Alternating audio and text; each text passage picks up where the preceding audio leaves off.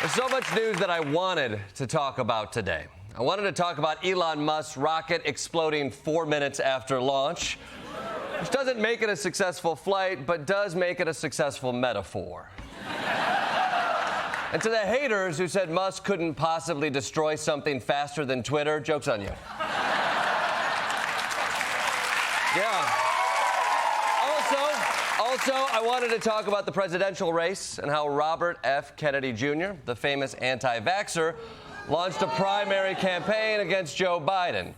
If you ask me, it's pretty bold to build your entire campaign on being anti-vaccine, since so many of the people who might vote for you are already dead. But, unfortunately, we can't spend time on any of that because there's another thing going on, and surprise, surprise, it's gun violence. Now, I don't want to spend every day this week talking about guns, but this is America, and it's not giving me a choice. Because maybe you've noticed that a lot of this week's gun violence had something in common. They are the things that happen all the time. A mixed-up address, pulling into the wrong driveway, or confusing one car from another. Yet, remarkably, for a third time in a week, seemingly innocent moments of confusion have led to bloodshed. From Kansas City, where a teen who approached the wrong doorstep is recovering from 2 bullet wounds, to New York State, where a 20-year-old woman was fatally shot after the car she was in accidentally drove up the wrong driveway. And now in Elgin, Texas, a high school cheerleader has been shot and seriously wounded after her friend apparently approached the wrong car. Police say Peyton Washington and Heather Roth were in a parking lot when Roth opened a car she thought was one of their own and saw a man inside. Roth says the man started firing as she was apologizing. Does anyone else watching these stories feel like they're losing their goddamn minds? I mean, call me old-fashioned, but whatever happened to asking a person one question? Are you confused about why a stranger is at your house? Before you open fire, open your mouth and just ask them, can I help you? It's not that hard.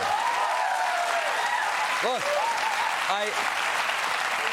I know you have Second Amendment rights, America, but you also have First Amendment rights. Use them.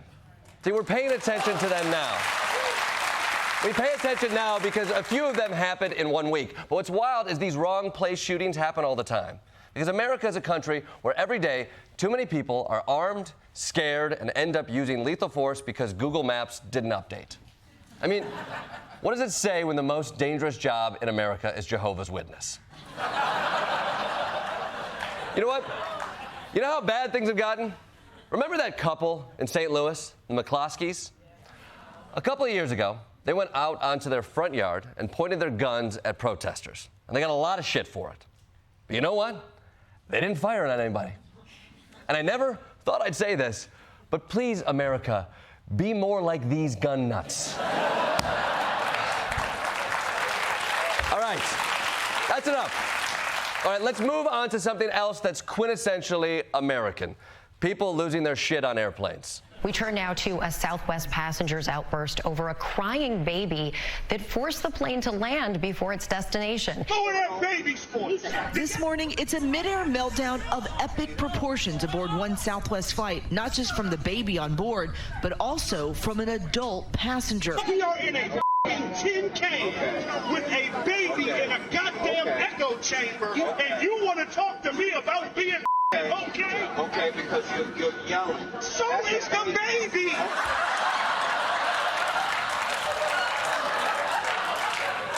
So is the baby? I don't care what the situation is, that is never a strong argument. Oh, so a baby can poop its pants in public, but I'm getting thrown out of this TJ Maxx?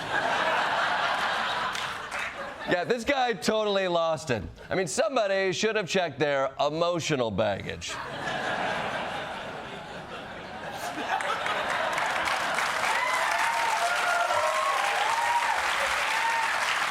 It's Southwest, that's an extra $50. This story raises a lot of questions about passenger behavior and parental responsibilities, and I want to dig into all these angles with the greatest news team in the world. Let's go to the airport right now with Roy Wood Jr. Roy! Yeah, Roy. Roy, you interviewed flight attendants. What did the flight attendant say? Oh, this is so good. Oh my God. Roy, you interviewed the flight attendants, right? Yeah. I was gonna interview him, but damn, why is it so good? It's so small, but it's so good. Roy, I'm sorry. What's going on, Roy? Look, Jordan, I just wanted to relax a little bit. It's 420. It's 420. So on that 420, I just smoked a little bit of weed, and then I smoked a whole lot more. You're high during the show. Come on, man, the news is so depressing out there, and I just needed a break. Plus, it's Black History Month, man. Back up off me, man. Roy, you literally just told me it's 420. That is April.